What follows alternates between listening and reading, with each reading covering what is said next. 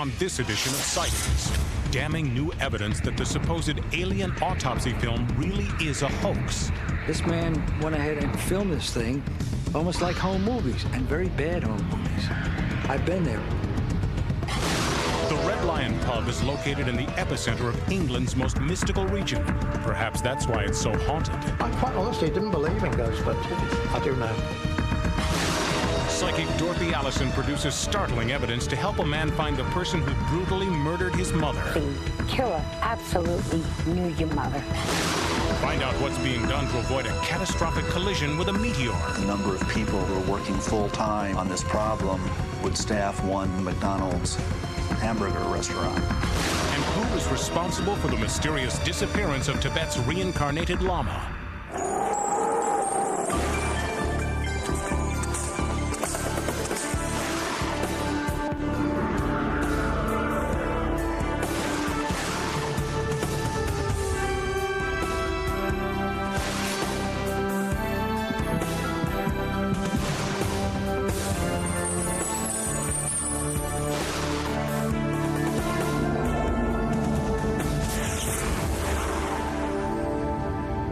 Welcome to Sightings. I'm Tim White. Without question, the biggest paranormal story of the decade has been the controversial alien autopsy film brought forward by promoter Ray Santilli. In a series of reports, Sightings has made no secret of the fact that we are highly skeptical about that film. And two recent interviews with trained military photographers only confirm our suspicions. The film is a fake.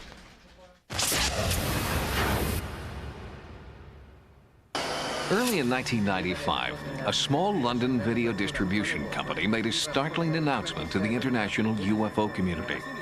Film footage of an alien being had been discovered, a creature allegedly recovered from Roswell, New Mexico, after the crash of a flying saucer.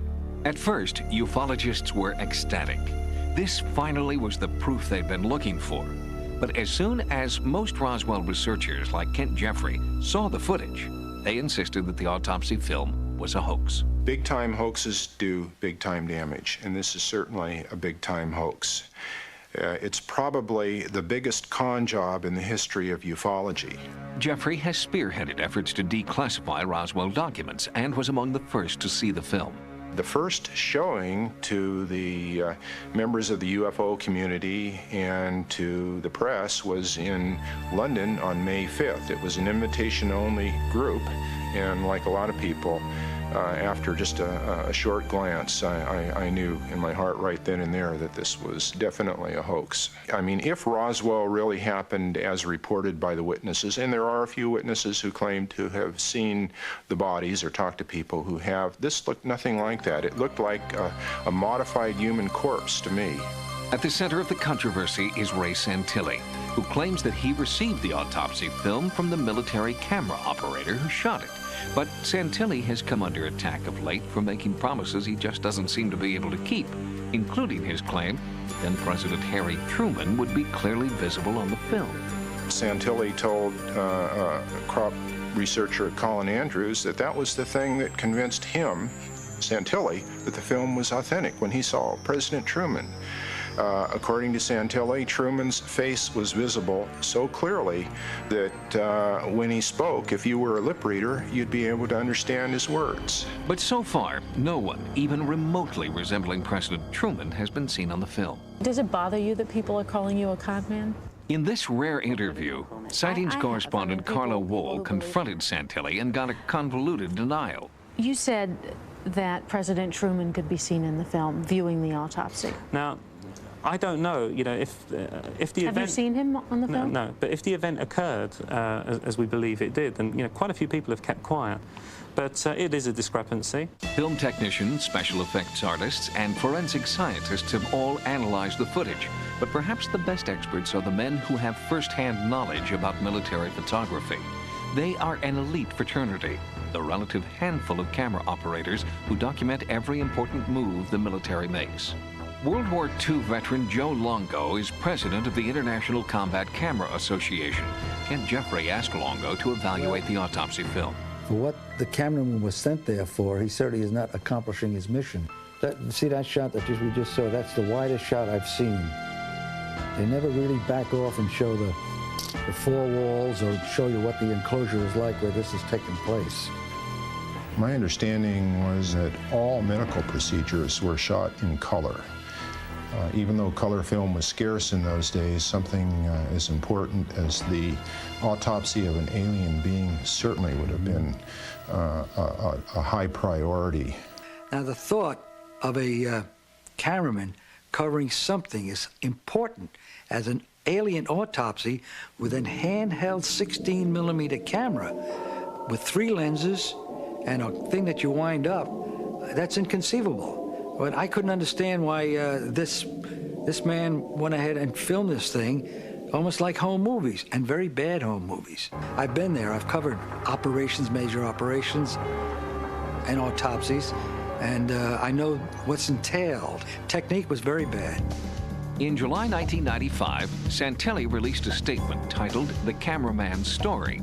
It was touted as the true story of how the anonymous photographer had come into possession of so much valuable and classified footage. That's an incredible story itself.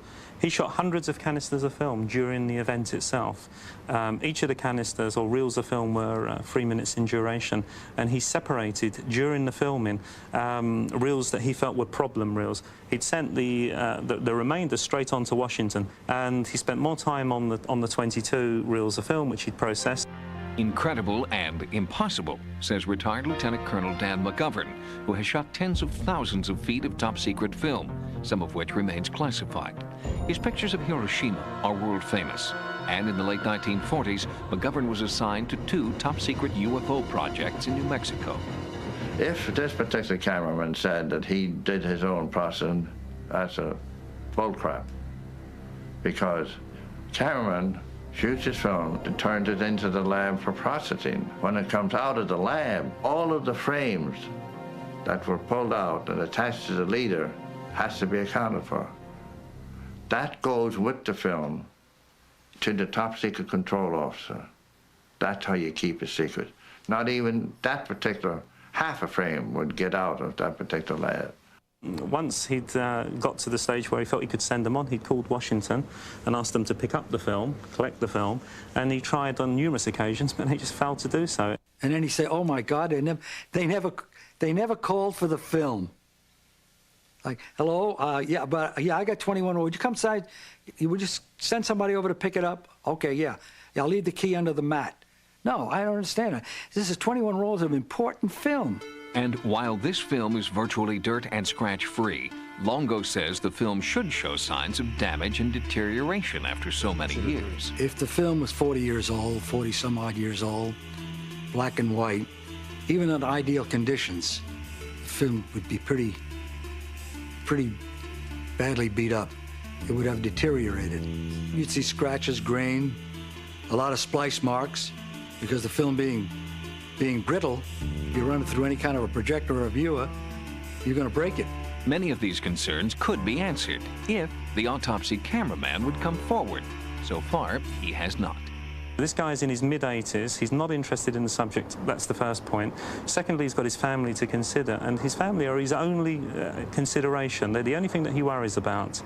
One of the reasons that Santilli has given for the cameraman wanting to remain anonymous is that he's afraid of getting in trouble because of breaking a security violation.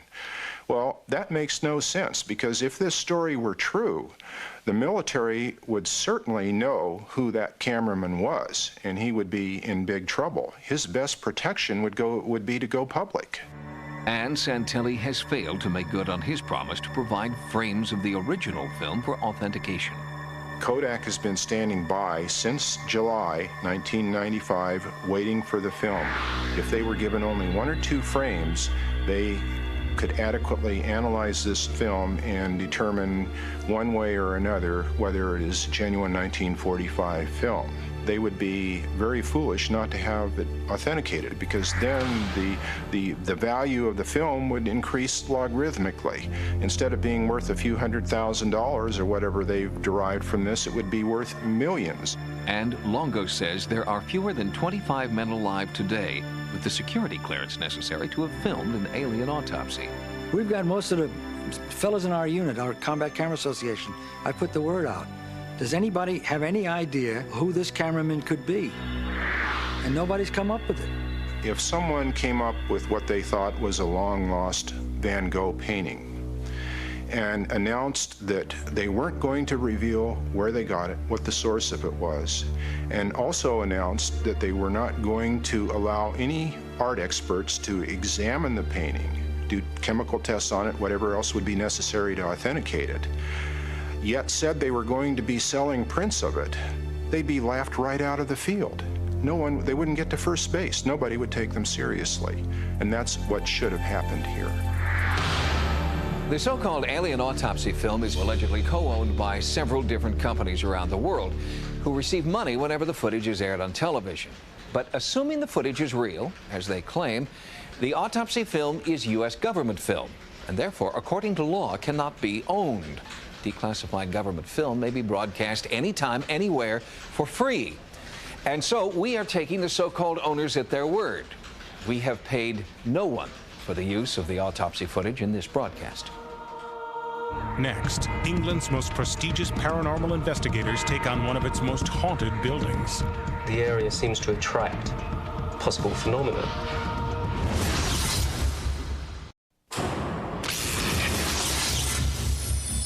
Sightings has returned again and again to one particular place in southern England where strange things happen.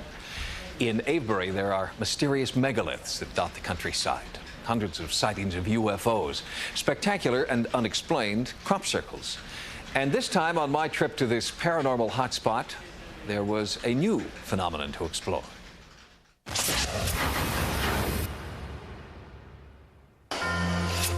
There were cremated remains buried here, but this is not a tomb. The giant stones align with sunrise of the summer solstice, but this is not an observatory. Stonehenge and similar megaliths at Avebury, about 20 miles away, are among the world's oldest freestanding structures and its most enigmatic. Why were they built? And why do they rest on ley lines, pathways that circle the globe and are believed to pulse with extraordinary magnetic energy? Did Neolithic builders somehow sense this magnetism?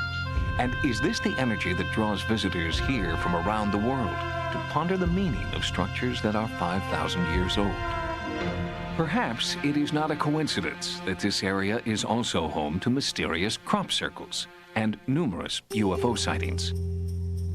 I came to Avebury to discover the power of the stones for myself, and what I found was not only a connection to the past, but also a connection to the paranormal inside this pub, the Red Lion. I didn't have any belief in ghosts before I moved in. I just thought it was silly, basically. But that has completely changed now. But I don't think it's silly anymore. Pat McCann changed his mind when he began managing the pub and started experiencing the haunting for himself. We came here in May '95, and we most probably first noticed the pub was haunted within a week. My wife was clearing the restaurant up and found one of the tables covered in salt. She thought that one of the staff hadn't cleared it properly, so she thought, right, you know, I'll speak to them in the morning. Cleared it herself, checked all the tables, everything was perfect. She went back up there 10 minutes later, and one of the tables had pepper on it, but the strange thing was there was no pepper pot anywhere near that table. And so that was really our first brush with Magnificent Florrie. We all affectionately call her Florrie. Whether her name was Florrie or not, I don't know. But everybody calls her Florrie. Wall lives next door to the Red Lion and has worked in the pub for many years. He believes that he's seen Florrie's antics firsthand. I've seen glasses fly off the shelves for no apparent reason whatsoever. I came in here one night with a friend of mine, and we were sitting there talking, and happened to look round and saw an apparition with a lady in long skirts come through the locked door and disappearing towards what we call the well room. I quite honestly didn't believe in ghosts, but I do now.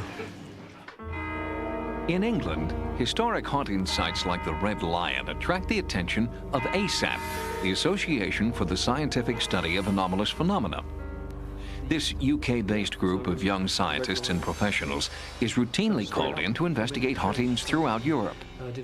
What is the significance, is there any, to the fact that this pub, the Red Lion, sits in the middle of ancient stone circles here in Avebury? The site has been a site of pilgrimage for thousands of years. The stones around have been here since 2600 BC. So it would appear that the area seems to attract possible phenomena. Not far away is a great UFO flap area. So you've got possible apparitions, you've got ancient stones, you've got UFOs. Why are they all in a specific area? It also muddies the water because you've then got a lot of folklore around this area. So you've got a lot more imagination, a lot more hearsay. So to actually get at the phenomena, you've got to dig a lot deeper to actually find out what really did happen, if anything happened, and what's really going on.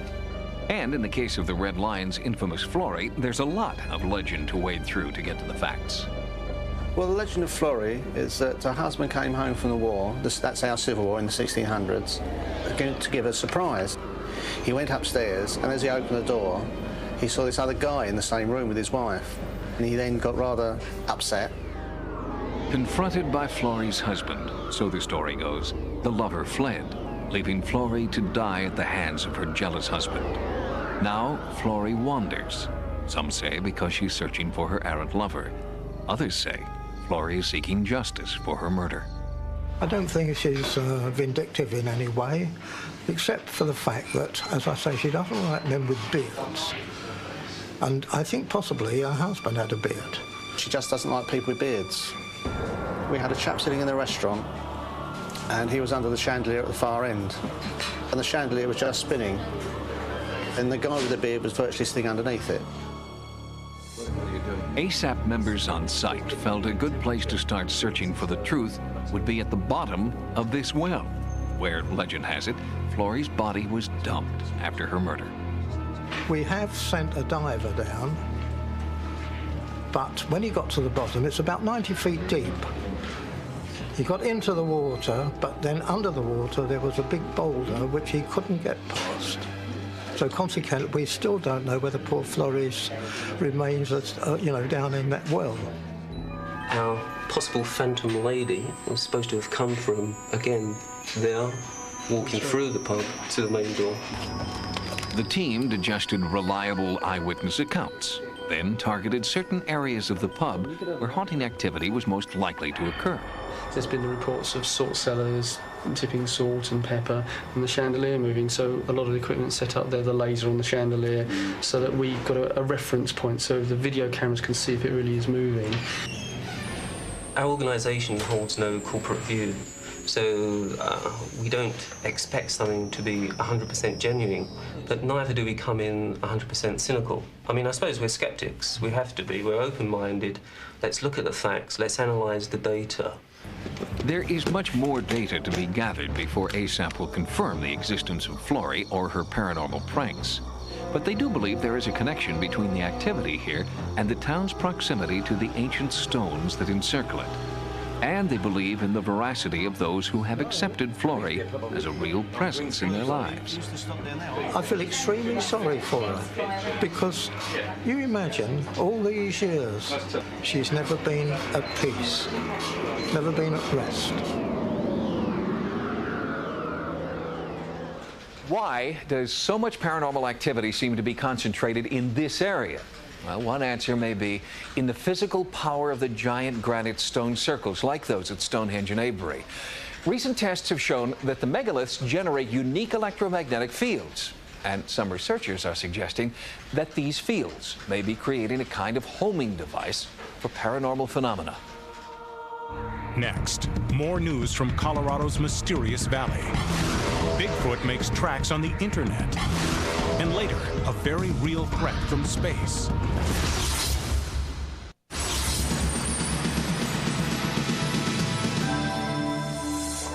Here are some of the stories sightings is following in the news. The San Luis Valley in southern Colorado has long been the site of bizarre and unexplained livestock deaths. And now, researcher Chris O'Brien has released the first comprehensive survey of the area's animal mutilation mystery.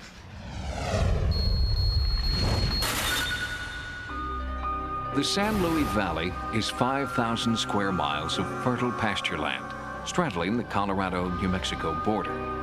It's the largest, cleanest alpine meadow in the world. Not the kind of place you'd expect to find mutilated animals dotting the landscape. But ever since the bizarre death of a mayor named Lady in 1967, the valley has become famous for scenes like this. And now, researcher Chris O'Brien has written Mysterious Valley, the first comprehensive history of the San Luis Valley, and he reports that cattle mutilation is only the beginning of the story here. I've documented hundreds of sightings, unusual animal deaths, weird cryptozoological creatures like Bigfoot and strange demons. It's a rich, rich area in terms of the traditional folklore and the mythos that goes back thousands of years. O'Brien believes there is a connection between these creatures, a rich history of UFO sightings in the valley, and numerous unexplained mutilations where livestock organs have been removed with laser-like precision. UFOs have often been reported in and around mutilation sites.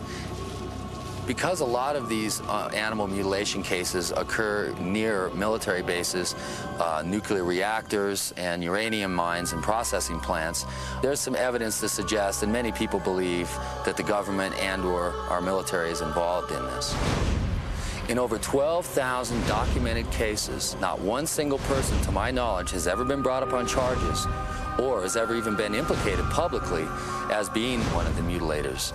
To my knowledge, this is the greatest serial crime spree of the 20th century. A new sightings investigation in the San Luis Valley is now underway. Reports of new and bizarre mutilations coincide with recent UFO sightings, and we'll have that report on an upcoming edition of the program.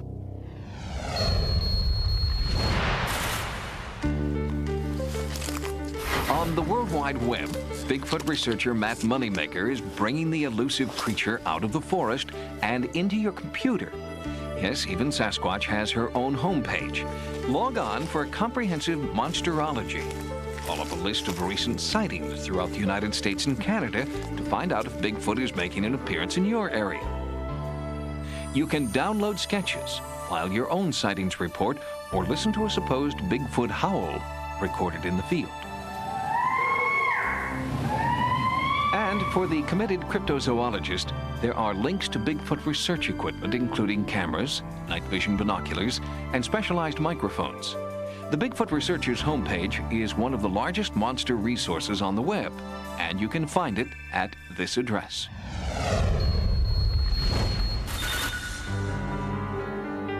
In Winnipeg, Canada, the results of Canada's first comprehensive UFO sightings survey have just been published, and the numbers strongly suggest that something's out there that no one can explain.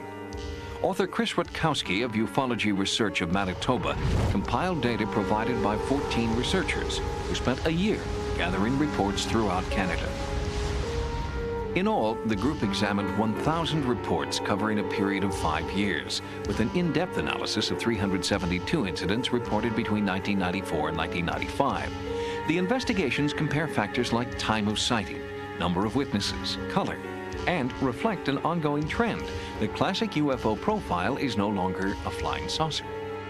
Rutkowski says that although his organization didn't have the resources available to the U.S. military during its Project Blue Book investigation, both groups reached roughly the same conclusion.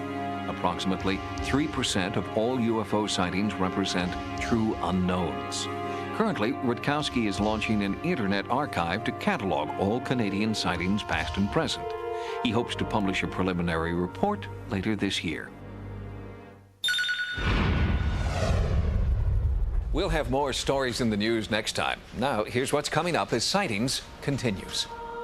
Whoever murdered Dolores Davis also has her son to deal with. It's been my mission in life to either assist or personally take down the person who killed my mother. Now, psychic Dorothy Allison brings the power of the paranormal to the search.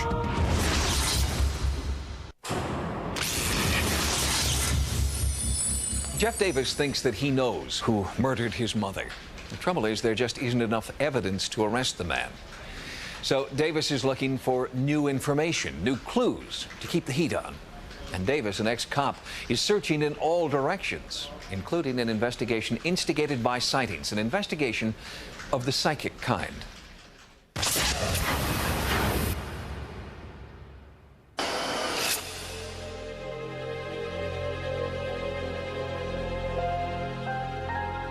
When Dolores Davis asked his son what he wanted to be when he grew up, Jeff Davis never said, "The man who finds your murderer, Mom." It's the ultimate defamation of somebody's humanity when you think about it. When you take another life. His life has become defined by her death. In 1991, Dolores, D to her friends, was 62 and had just taken early retirement to spend more time with her children and grandchildren. Dee was liked by everyone. She was a very sweet, lovable lady. Nancy and Dolores worked together for over 13 years. Quiet, but she had a really funny sense of humor. And she was just a good friend to everyone.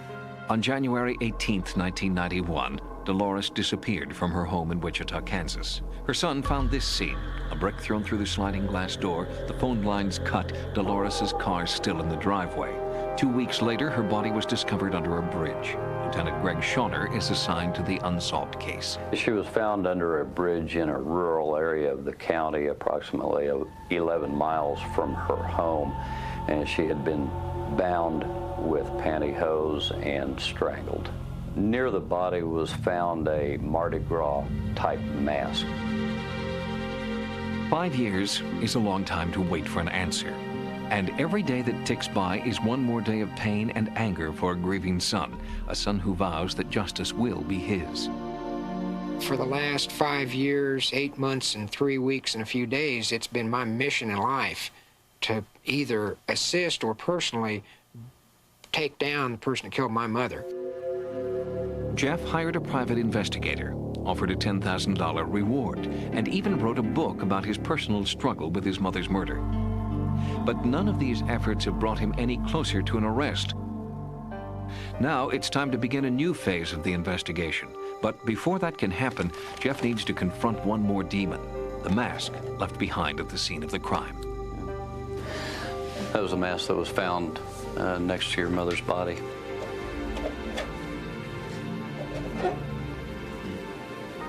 That mask, seeing it like that was a very disquieting feeling. It's like an evil object. Here is the embodiment of a lot of horrible emotion.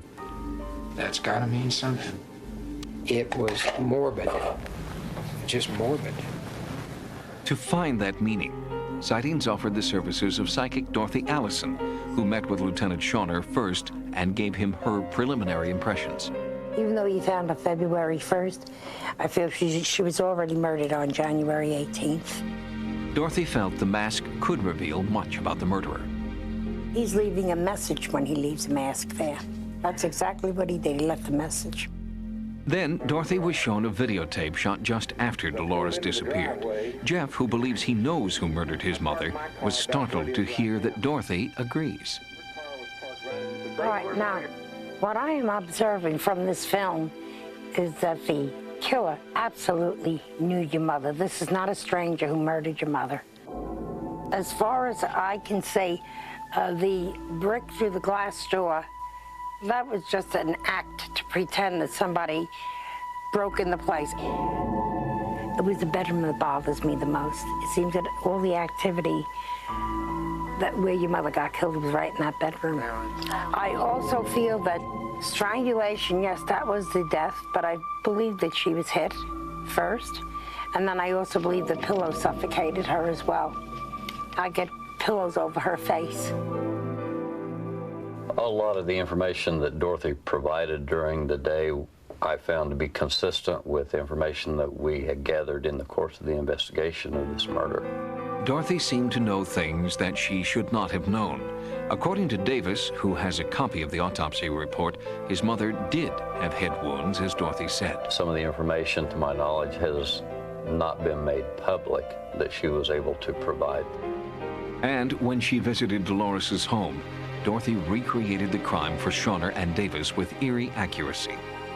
He takes the bedclothes after. He doesn't wrap her up in them and carry them all out. He doesn't do that. Do you have any feel for where those sheets wound up? Well, my feeling is that when he took her out, there were no sheets on her. And I get something like that pipe over there, stuffed in that pipe, like something like that thing over there. In fact, this is just like the culvert where those sheets were found. With her psychic impression searching, Dorothy Allison asked to be taken to the place where Dolores was found. This is the bridge under which Dolores' body was found 2 weeks after she had been reported missing. Yeah, he knew this place, I'll tell you that right now. You know, I don't hear any planes going by. The last thing I think of is a plane. But you know there was one passing by as he was putting her underneath this bridge? That can give us a specific time. Dorothy had so much knowledge of what was supposedly secret that she was asked to go one step further to work with an FBI detective to create a portrait of the killer. How about this one here?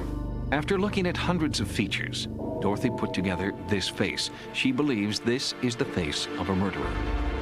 This looks like the man that I see in my mind. I believe that's him. And Jeff Davis believes that she is right, because this sketch bears a striking resemblance to the man Jeff says is the #1 suspect.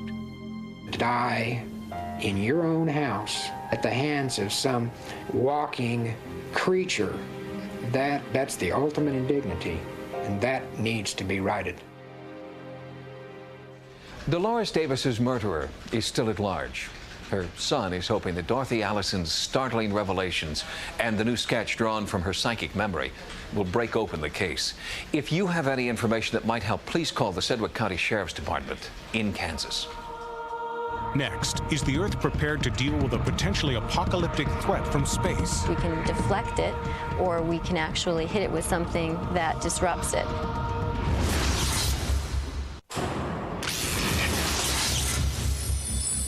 Every day, thousands of chunks of extraterrestrial debris flash across the sky and burn up in our atmosphere, then fall to Earth. This rain of cosmic dust, 10,000 pounds of it every year, does no damage. But every million years or so, an enormous meteorite makes its way to Earth with the potential to obliterate an entire species, like the dinosaurs, or a civilization or two. When will it happen next? Well, the only thing science can say is maybe 50,000 years from now, or 100 years from now, or maybe tomorrow.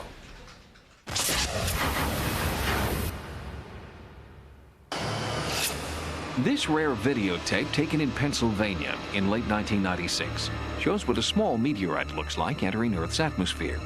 While this one burned up before it ever hit the ground, more and more experts are worried that an enormous chunk of space rock could be on a collision course with Earth at this very moment.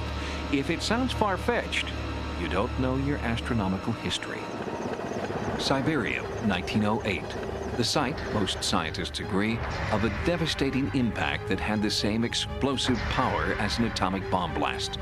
And this kind of destruction is not an isolated event. We expect that these kinds of events might happen once every few centuries, somewhere on the Earth. Dr. Chapman is one of only a handful of scientists championing the study of this real threat from space. Had the Tunguska explosion occurred over Washington, D.C., it would have killed tens of thousands of people.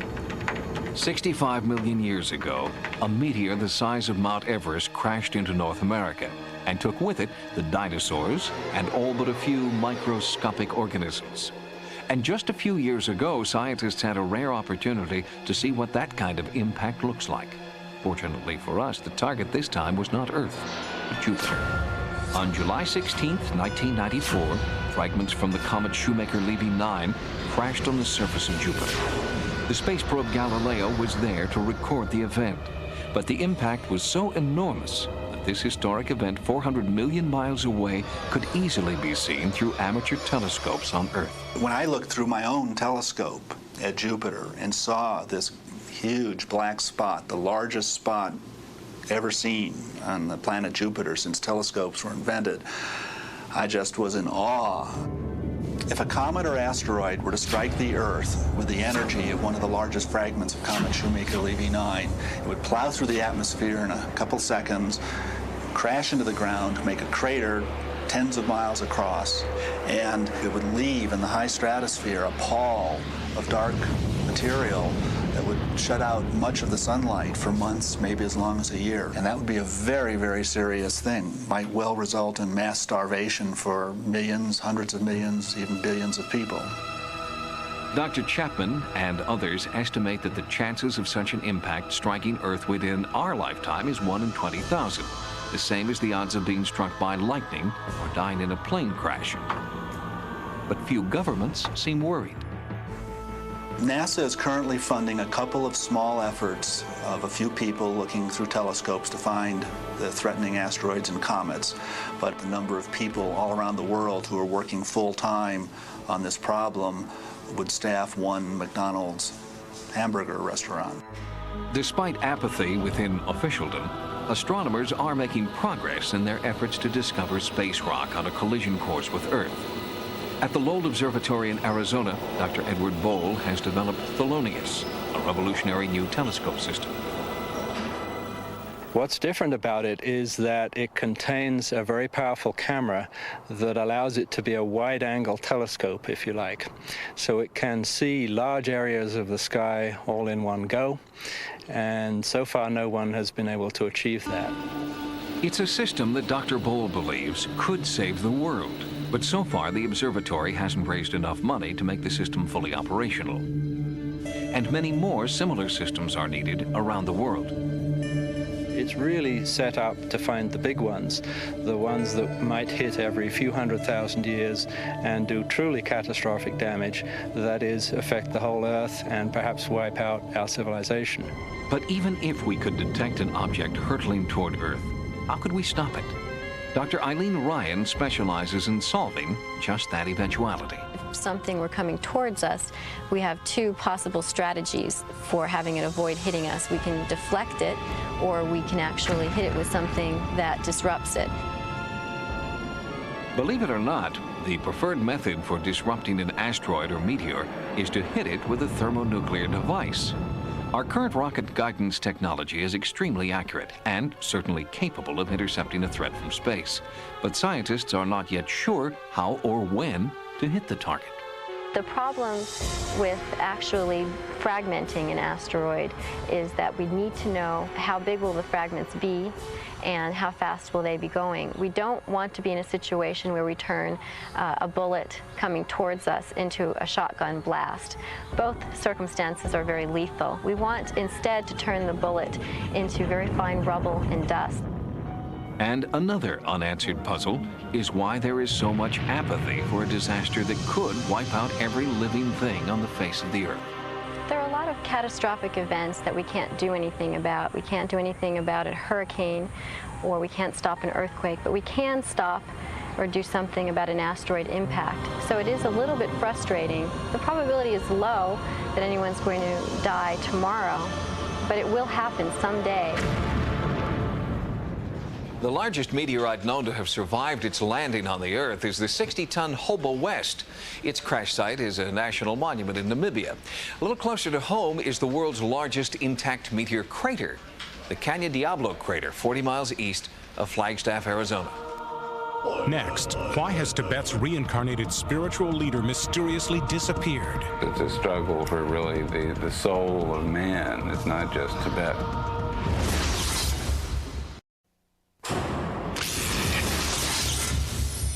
Recently on Sightings, we reported on the Chinese government's public acknowledgement of reincarnation by their decision to choose the reincarnated soul of Tibet's Panchen Lama.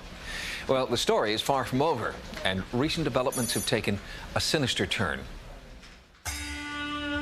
The fight for the soul of Tibet began in 1950, when China claimed this land for its own. The most spiritual culture on Earth was overtaken by a new government, whose occupying forces wanted Tibet's Buddhist leaders out. In 1959, Tibet's spiritual ruler, the Dalai Lama, was exiled. In his absence, the Panchen Lama ruled as long as he toed the party line. When the Panchen Lama died under suspicious circumstances in 1994, the search for his successor began. And according to tradition, the new Panchen Lama would be the reincarnation of the old, a child to be raised to rule in the Dalai Lama's stead. You could say that the Dalai Lama was like the queen, the Panchen Lama is the rook, or the sun and the moon. And whichever of the Panchen or Dalai Lama is older becomes the tutor of the other, and when one of them dies, the other leads the search for his incarnation. It is that sacred selection process that's at the root of a spiritual debate pitting Tibet against China. The Dalai Lama in exile declared this 6-year-old boy, Gedun Nyima, to be the 11th incarnation of the Panchen Lama, a choice that did not meet with China's approval. The Chinese kind of went ballistic about this because the people at the Panchen Lama's monastery had gone behind their back and consulted with the Dalai Lama, as they should have, but they were forbidden to do by the Chinese. In retribution, Chinese military forces arrested the Panchen Lama incarnate, making him the youngest prisoner in the world. His whereabouts are unknown, and he has not been seen or heard from since. In his place, China's choice for Panchen Lama has been installed.